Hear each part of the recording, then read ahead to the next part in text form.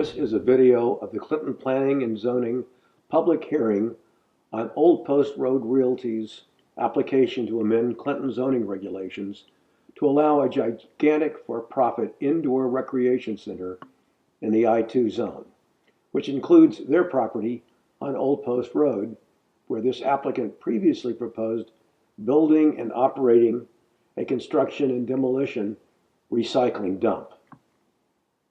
To set the stage, the First Selectman, Goupil, passed out something new to these public hearings: a new list of ground rules. Were these intended to simply maintain decorum, or did they in effect flame the First Amendment? Was the visible police presence there to guarantee equal protection so that all parties, whether in favor or opposed, could speak unimpeded? Or was this a not-so-subtle attempt to tap down opposition and to tilt the playing field in favor of the applicant? Here is a selection of video outtakes from over 1 hour of video. You be the judge. Action!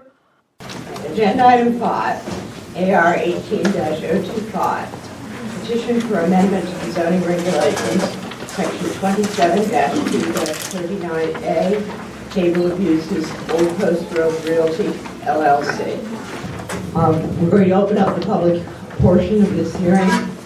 I wanted to remind the public at this point that this is a public hearing. I have proposed an amendment to our zoning regulations. The change would allow, by special exception, the development of commercial indoor recreation facilities in the I-2 zone.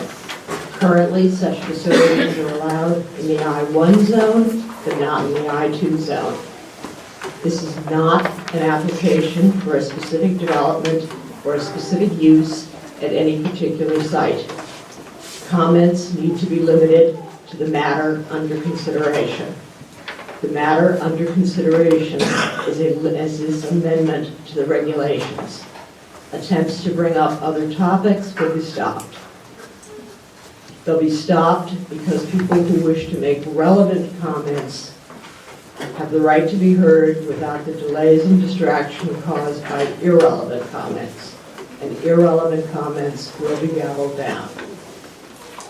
If the regulations are changed at some future time, an application is made for a special exception to develop a commercial indoor facility, recreation facility, then there would be a public hearing concerning that application.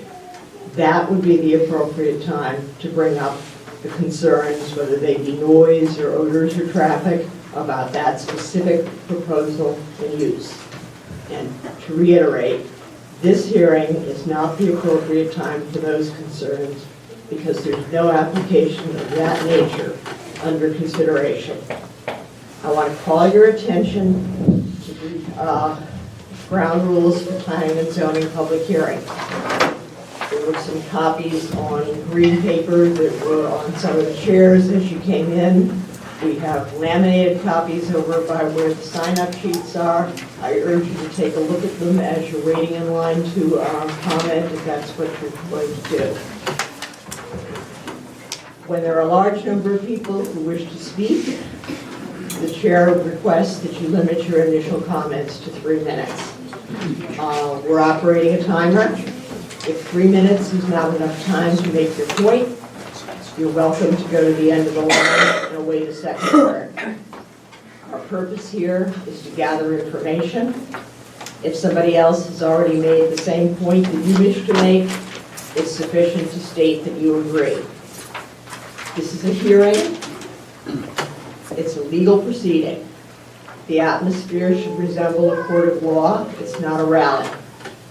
Applause, shouting, cheers, boos, foot stamping, such displays are not appropriate conduct. If it's not appropriate in a court of law, it's not appropriate here. Speakers are expected to be respectful in their comments.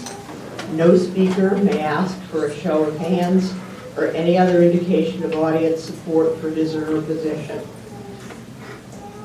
Personal attacks or insults, whether they're directed at the applicant, The commissioners, fellow citizens, will not be tolerated, nor will profanity or threats or slurs of any nature. Anybody engaging in such conduct will be stopped. Everybody has the right to be heard. The courts have determined that this includes non-residents, non-voters, non-citizens, everyone. The hearing is being recorded. To help the clerk prepare the hearing minutes, we request that you print your name and address on the pad. You're required to state your name and address orally when you start speaking. If you haven't printed it for us, then the minutes will use our clerk's choice for the spelling of your name, and that may not be the same as yours. Per our bylaws, we'll start with those speaking in support of the application, then with those opposed, and then with those who don't wish to be classified either way. After we hear from the public, the applicants or their agents will have another opportunity to speak to address the issues raised. If the applicants introduce any new information, then the public will have another opportunity to comment, but only to address the new information. These are the same rules for every public hearing, but we're reiterating it tonight because of the large number of people who are here, because that's why we have to enforce the 3-minute rule. I would ask our attorney who happens to be here this evening, to comment in addition on the proceedings that we're about to undertake. No, I think you said it very well. I think probably the most important thing to emphasize for the public is the difference between a specific development application. Certainly any zone change, any regulation amendment is going to be proposed, if it's not by the commission, by someone who has a property or might have an interest to do something in the future. But that specific plan, what they might do or that particular owner do, is not really what is before you. It is the policy of whether or not that change should be adopted that would allow the commission to consider a special exception. And that's also outlined in John Gieskowski, the town planner's report. He does a good job of explaining that as well. So that's the focus that I think you pointed out well and that the commission or the public should adhere to. You can make the microphone available.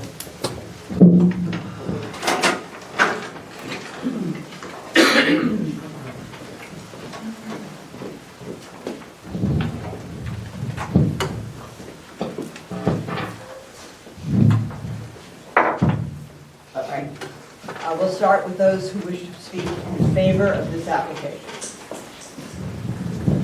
John Allen, 15 Hooper's Way. This is a letter to the Planning and Zoning Commission from the Economic Development Commission. The Clinton Economic Development Commission fully supports amending zoning regulations to allow consideration of special exemptions for development of recreational facilities within the town's I-2 zones. This EDC endorsement is not in any way meant to support any specific development. Each application must be evaluated on its individual merits, vetting a specific applicant, the proposed usage, the site plan, compatibility with the POCD, and any other relevant regulations. However, in general, making it possible for additional recreational development is a very positive move for Clinton. Recreational facilities usually have relatively low environmental impact while providing a venue for recreation to residents of Clinton and neighboring towns as well. The multiplier effect are also beneficial to the town. Development of approved recreational facilities would develop the town economically in many ways, including generating more taxes, attracting visitors, thereby increasing commerce for nearby businesses, provide opportunities for complementary business and services, as well as promote the image of Clinton as a vibrant, healthy town. Respectfully submitted, John B. Allen. Hi, my name is Chris Pasante, 57 Old Orchard Road, Clinton, Connecticut. I'm here to speak in favor of this. I come from a perspective of 47-year-old resident of Clinton. I'm very proud of Clinton, and I really want to see the best for it. I also have 7 children, ranging from 21 to 5. I'm also coming from the perspective of being very involved in youth sports. I am Vice President of Softball Operations for Clinton Little League. I'm a coach for softball and a coach of 4 basketball teams right now. for basketball in town. We have a lot of troubles from the youth perspective as far as availability of gyms, specifically for basketball. When we built the beautiful Morgan Gym, which was very much in favor, we went from 2 gyms to 1. When we're eliminating Pearson School, which, you know, I love Pearson School, but it was time to move on from that. We're going to lose another gym. So we are in a disadvantage as far as other towns are concerned. We have to have children. I run a practice for 8th grade girls. Practice has to be at 8 o'clock at night. They don't finish up till 9 o'clock. And that's just for the pure fact that we don't have gyms. So there's definitely a need, and I do agree with what everybody else said that was spoken before. I think for health reasons, it's great to have a healthy facility, and I think there could be economic development with the project as well. So I am in support of it. Thank you.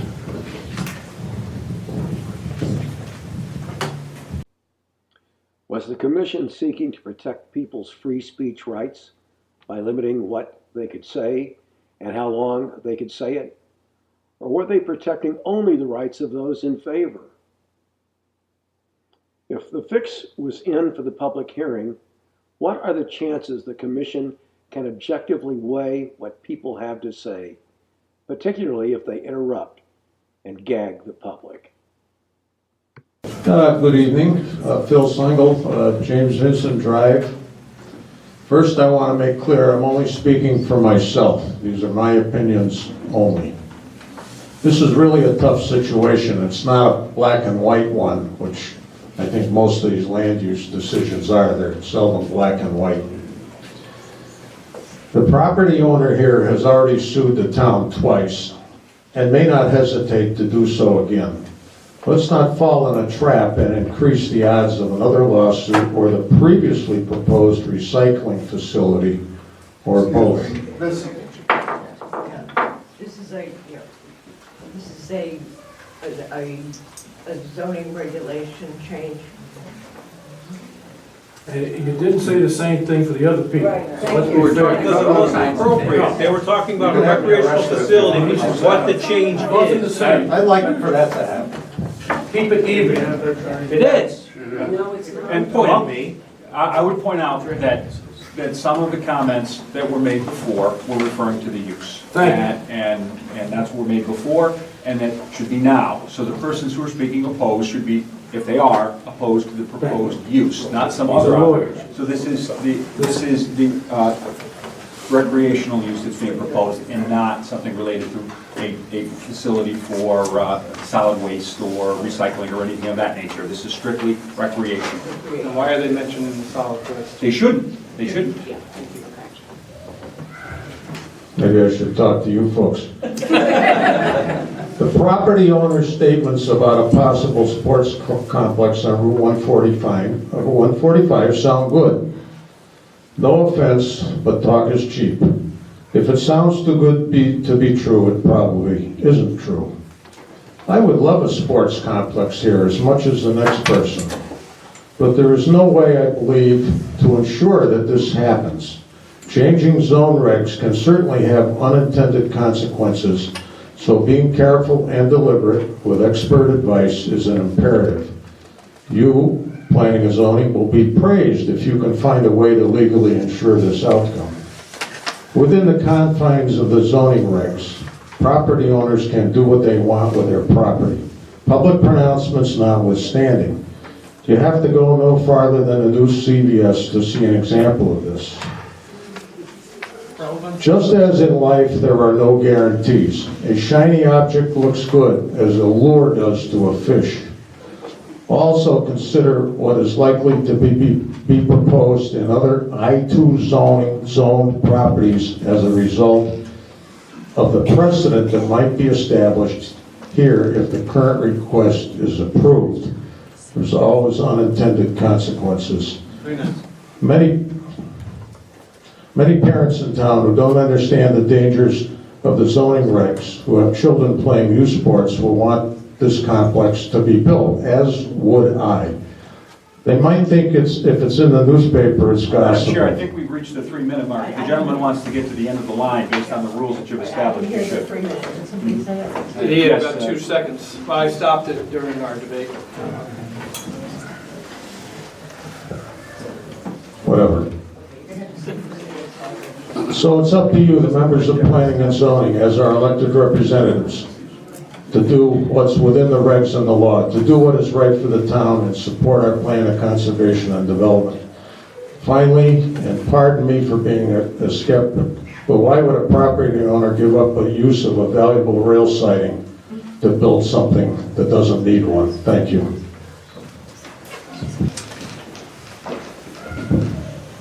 Pamela Fritz, 14 Old Road, Clinton. I'm speaking tonight on behalf of the Taxpayers Association. The Taxpayers Association is always concerned about residential properties that may be affected by changes in zoning. And this change of the I-2 zone could very, very much affect many residences who are adjacent or in the neighborhoods to I-2. This amounts to an opportunity for this applicant, in my opinion, to spot zone, to apply for an application for a spot zoning, and if that happens, there's nothing to stop other people who own property in I-2 to say, we want to change, we want special exceptions to change our I-2 zone too. You're opening a Pandora's box. The applicant is asking PZC to approve a zone change which amounts to spot zoning, just for their own special needs. This will have widespread implications for all I-2 zones with no guarantees from the applicant or enforceable promises that they will ever build what they say they're going to build. Who is Old Post Road Realty? Well, remember the horrific industrial dump proposed for 145? You know, you let a lot of people say a lot of things about sports, so I'm going to finish what I've got to say. Remember the countless hours that were spent under, pardon? Sports is what's on the table. That's what the application for. It's a change in the zoning regulations, okay? This is the same land with the same owners who want to build the sports complex. There is no history of these applicants having ever built a successful sports facility. Very relevant. There is no just to remind the public, there is no application for any particular property. This is the entire I-2 zone. Any property in the zone would be subject to, and to the extent members of the public may be getting confused about what this is about, a special exception is a set of rules in your regulation that allows on a case-by-case basis a determination of whether a particular use is appropriate at that location. So what this application involves is changing the schedule of use to allow this kind of recreational facility to be considered by an applicant in the future. That applicant would have to present the application with respect to a particular property, show why they believe that the recreational facility meets the various standards, and then this commission, after a public hearing, would decide whether that particular property is appropriate or not. The only thing that's before the commission tonight is whether or not that schedule of uses, where there's a list of things that if someone could ask permission for this commission, and if they're not on the list, they cannot. The application is to include that recreational use, not for any particular property, so anything about a particular property is irrelevant to the application and should be deemed, in my view, out of order, Madam Chairman. So if it could help the public understand what is before them and what is not before them, I think we could keep this on track. And if people want to oppose to this particular location, if an application comes in the future, they'll have every right to do it then. Yeah, this is an application for an amendment to the regulations. If anybody ever comes forward with an application to put anything at that site, that would be an application for a special exception. It would require an entirely new application for a special exception. It would be another public hearing for a completely different application. That would be completely different. Okay. I'm aware of that. All right. That's not what's on the table here tonight. Opening the door for a special exception on an I-2 zone is a dangerous thing to do. But that's not what's on the table tonight. Yes, it is. Oh, boy, it's exactly what's on the table tonight. I guess I don't have any more time left because obviously I'm not allowed to speak anymore. You actually have 30 But, seconds. Oh, thanks. Gee, thanks, Gary. Okay, 30 seconds, okay? Just be very, very careful. This is a dangerous move. I'll leave it at that.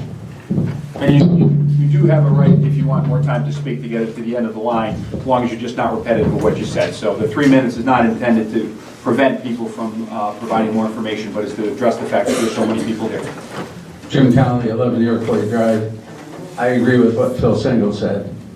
Furthermore, everyone in this room basically knows that this makes an entire mockery of the very idea of zoning. You're straining so hard to get a specific use for a specific owner in the door that's willing to make all these general exceptions for that. But a damaged property, who are we talking about? Okay, a sports facility, you know that you're just giving a special fast-track privilege to a bunch of developers that have come in and cultivated some people. Don't give me a lecture, I'm done. Oh, I'm sorry, Kirk Carr, 9 Osprey Common South. And there are many places, or there's several places where you can put indoor type A. Now, when you change a zone, I mean, as somebody, I think, mentioned, we do have some empty lots in town. Many of them, I think, are in the I-1 zone where you could put an indoor recreational facility. So when you allow it in another area, you sort of add to the amount of places that you could put this recreational facility, and in some ways disadvantage the people in the zone that is currently allowed in, because they can go someplace else. I mean, there are many, many things that could be done in the I-2 zone, as you mentioned. And I guess one of the things that sort of strikes me is that when you're coming to town and you're buying some property in town, that you look at these regulations before you buy the property, and if what's being, what you want to do, you can't do there, maybe you come in and have a conversation with planning and zoning that is informal. I've been in those conversations. And that this is a little bit late in the game. I think one of the concerns I've heard, and nobody's said it tonight, and maybe your attorney could help weigh in on this, but one of the concerns is that this is a legal gambit that is with no desire to build what is said here, this recreational facility. And that what might be construed by doing this, by granting this, would be contract zoning, which in this state, other states it's allowed, but in this state it's not allowed, and might make your position in court on another matter that is not to be mentioned less defensible. And if that's the case, if this is a legal gambit to do something completely different, and we do know that the applicant has been litigious in the past, we're talking about maybe some changing of heart, or possibly not. But if this would weaken your position on the other matter that this applicant had before you, in which that applicant sued you, I think you ought to consider Talking that. about the applicant. I'm not an attorney. No, wait a minute. And so I think you do need to, I think that's a legitimate question, is it not? I'd be happy to comment on Okay. that. Because I mean, I've heard that from people, and I think it's worth saying. But there are many things that could be done, and I appreciate the time you spent listening tonight. And even though I'm at the end of the line, I won't come back. And thank you very much. Well done. I'd like to make a motion to close the public hearing. Second. Who was the second? Is there any discussion of the motion to close the hearing?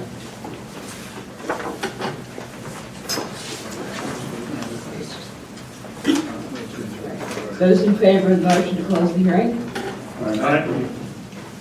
Those opposed? The motion carries. What did the powers that be fear so much that they had to stack the deck so decisively? What did planning and zoning not want to allow? What were they so afraid of? What dots might have been connected? The commission might have been reminded of the applicant's history with Shoreline Rail and Recycling, which they also still own. Its representative Rick Kowaleski and his connection to Winter Brothers trash haulers in Danbury, Connecticut.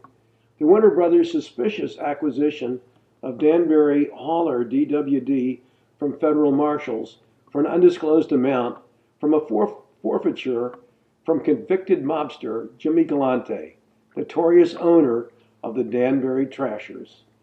The history of volatile, violent fires at these types of recycling centers. The applicant's litigious record of aggressively suing the commission and their attorney Tom Cronin's history of bludgeoning the commission into submission on CVS.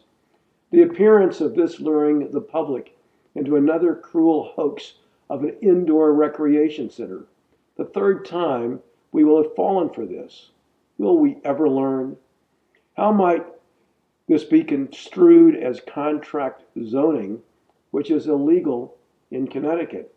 And how that might be a legal gambit to make refusing the next application that allows a recycling facility in the I-2 zone an offer that is impossible to refuse. If that sounds like a line from The Godfather, that may not be such a coincidence.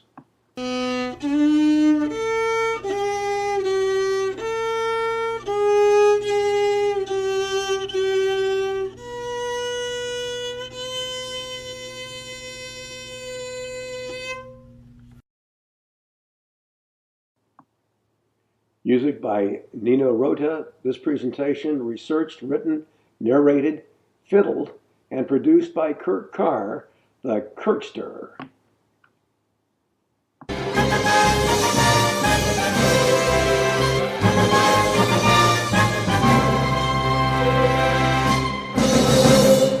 Thank you for watching.